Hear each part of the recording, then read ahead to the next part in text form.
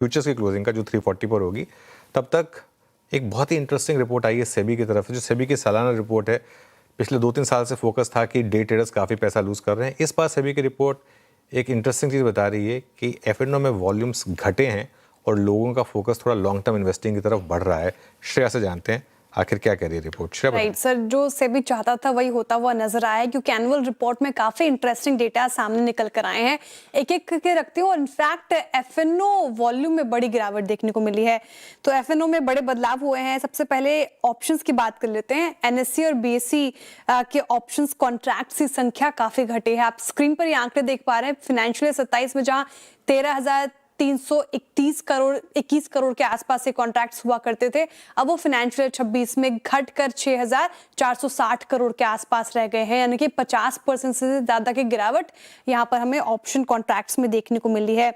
इतना ही नहीं, सिर्फ ऑप्शंस ही नहीं, आप इंडेक्स फ्यूचर्स की बात करें तो यहाँ पर भी बड़ी गिरावट देखने को मिली है। वॉल्यूम घटा है और एनएससी पर इंडेक्स फ्यूचर्स का टर्नओवर 88 लाख करोड़ से घटकर अगर आप देखें फाइनेंशियल 26 में 73 लाख करोड़ रुपए हो गया है। तो यहाँ पर भी गिरावट 17% की देखने को मिल रही है।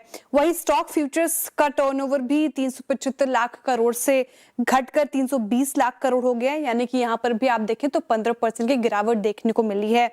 लेकिन सबसे इंटरेस्टिंग फैक्ट यहाँ पर ये देखने लायक कि प्रीमियम टर्नओवर में एनएससी और बीएससी के बीच में एक बड़ा उलटफेर देखने को मिला है। ये देखिए, आंकड़े काफी इंटरेस्टिंग नजर आ रहे हैं।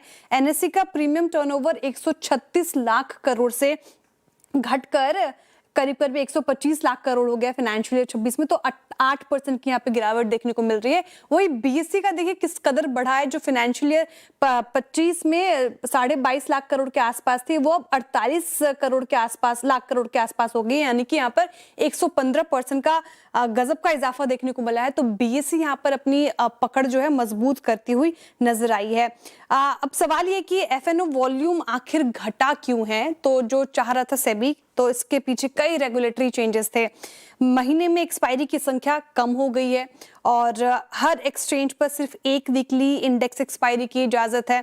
और उसमें अगर आप देखें तो एनएससी पर बैंक निफ्टी की वीकली एक्सपायरी खत्म हुई है, तो बीएससी पर बैंकेक्स की वीकली एक्सपायरी भी खत्म हुई है।